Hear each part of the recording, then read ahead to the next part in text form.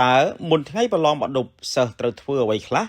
ដើម្បីត្រៀមប្រឡងដោយទំនុកចិត្តនិងទទួលបានលទ្ធផលល្អ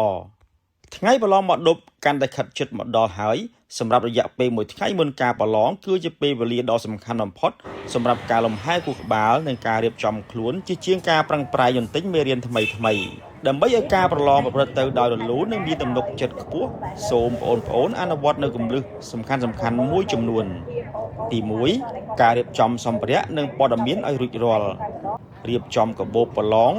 ដាក់របស់ចាំបាច់ចូលទៅក្នុងកាបូបឲ្យហើយកុំរងចាំដល់ពេលព្រឹកស្អែករបស់ទាំងនោះមានដូចជាសមុទ្រប្រឡងអត្តសញ្ញាណប័ណ្ណប៊ិចពណ៌ខៀវយ៉ាងតិច3-4ដើមបន្ទាត់ខ្មៅដៃជាប់លុបនិងនាฬิកាដៃប្រភេទធម្មតាទៅពិនិត្យមណ្ឌលប្រឡងត្រូវទៅមើលមណ្ឌលប្រឡងបន្ទប់និងលេខតុឲ្យបានច្បាស់លាស់ដើម្បីប៉ាន់ស្មានពេលវេលាធ្វើដំណើរនិងជៀសវាងការបង្វែងផ្លូវឬភ័យស្លន់ស្លោនៅពេលព្រឹកថ្ងៃប្រឡងទី2វិធីសាស្ត្ររំលឹកមេរៀនចុងក្រោយឈប់រៀនមេរៀនថ្មីឬលំហាត់ពិបាកការព្យាយាមដោះស្រាយលំហាត់ពិបាក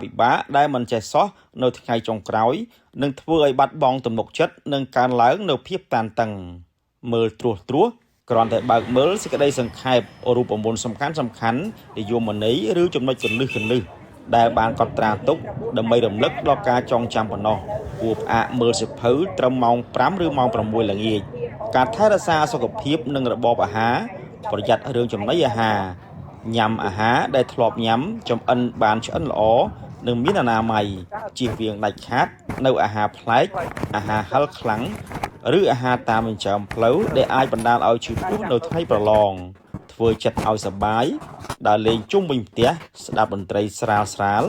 ឬជជែកលេងជាមួយគ្រួសារដើម្បីកាត់បន្ថយសម្ពាធអារម្មណ៍យប់មុនថ្ងៃប្រឡងគេងឲ្យបានលឿននិងគ្រប់គ្រាន់ត្រូវចូលគេងនៅចន្លោះពីម៉ោង9ទៅម៉ោង10យប់កុំដាច់យប់ឲ្យសោះ